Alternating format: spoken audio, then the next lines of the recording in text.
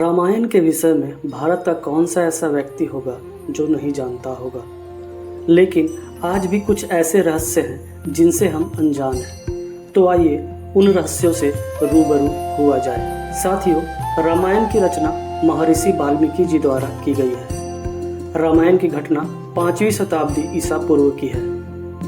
रामचरितमानस में भी तुलसीदास द्वारा सामान्य वर्णन ही मिलता है। तो आइए अब जानते हैं कि वह 13 रहस्य कौन कौन से हैं। साथियों, हम सभी जानते हैं कि सीता स्वयंवर में जब राम जी ने शिव धनुष को तोड़ा था, उसके बाद राम जी का विवाह सीता जी के साथ संपन्न हुआ। परंतु बहुतों को यह पता नहीं होगा कि शिव धनुष का नाम पिनाक था। साथियों, जिस वन में राम, लक्ष्मण एवं सीता जी वनवास काल व्यतीत कर रहे थे, उस वन का नाम दंडकारण्य था। वह वन लगभग 35,600 वर्ग मीटर में फैला हुआ था।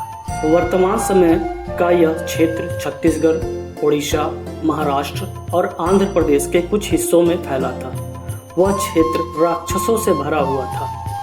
साथियों, ऐसा माना जाता है कि वनवास के 14 वर्षों के दौरान लक्ष्मण अपने भैया भाभी की रक्षा हेतु कभी सोते नहीं थे, जिस वजह से उन्हें गुदाकेश के नाम से भी जाना जाता है। पुराणों के अनुसार वनवास की पहली रात जब लक्ष्मण जी सोते हुए राम और सीता की रक्षा कर रहे थे, तब उनके सामने निद्रा देवी प्रकट हो गई। तब लक्ष्मण जी ने निद्रा देवी से वरदान मांगा कि मुझे 14 वर्षों तक अपने भैया भाभी की रक्षा करने दें। आप मुझे निद्रा से वंचित रखें। मेरे बदले नींद हमारी पत्नी उर्मिला को दे दे। तत्पश्चात निद्रा देवी उर्मिला के पास चली गई। इस प्रकार उर्मिला 14 वर्षों तक सोती रही। हम सभी जानते हैं कि श्री रामचंद्र जी विष्णु भगवान के अवतार थे, लक्ष्मण जी शेषनाग के अवतार थे। परंतु वहीं हम सब यह नहीं जानते हैं कि भरत जी सुदर्शन चक्र के अवतार थे और शत्रुघ्न जी शैल शंख के अवतार थे। साथियों, यह जानकर हैरानी होगी कि जहां सीरियल और बुजुर्गों के मुख से हम सभी बचपन से ही लक्ष्मण रेखा की बात सुनते आए हैं, उस लक्ष्मण रेखा का जिक्र ना ही वाल्मीकि रामायण में है और ना ही रामचरितमानस में है, बल्कि उत्तरकांड में मंदोदरी के मुख से लक्ष्मण रेखा का उल्लेख मिलता है। मित्रों, राजा दशरथ जी की एक पुत्री यानी राम जी की एक बहन भी थी, जिनका नाम शांता था। वह राम जी से बहुत बड़ी थी। एक दिन अंग देश के राजा रोमपद अपनी रानी के साथ राजा दशरथ जी से मिलने आए। उसी समय बातचीत के दौरान अंग देश के राजा ने बहुत दुखी होकर बोला कि मुझे कोई संतान नहीं है। यह सुनकर दशरथ जी और रानी कौशल्या द्रवित होकर अपनी बेटी शांता को उन्हें संतान रूप में सौंप दिया। साथियों, क्या आपको पता है रामायण के हर 1000 श्लोक के बाद आने वाले हर पहले अक्षर से गायत्री मंत्र का निर्माण होता है। आप सभी को ज्ञात होगा कि गायत्री मंत्र में भी 24 अक्षर होते हैं और वाल्मीकि रामायण में भी 24,000 श्लोक हैं।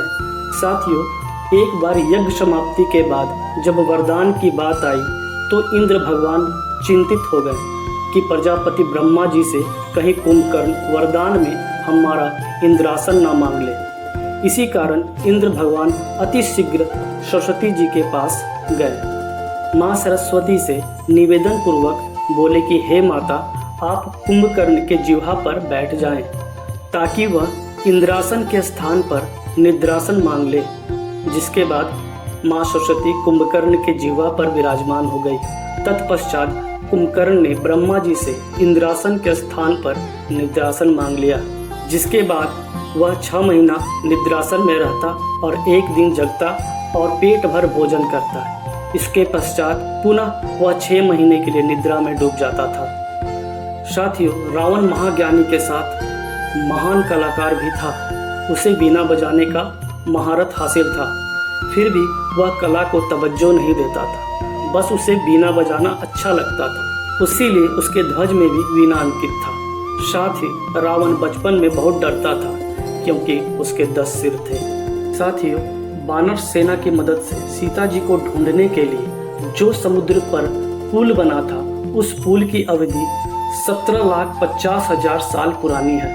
नासा ने पाक जल डैम रुम्ब मध्य में भारत और श्रीलंका को जोड़ने वाला एक पुल की खोज की है, जिसकी लंबाई 30 किलोमीटर है।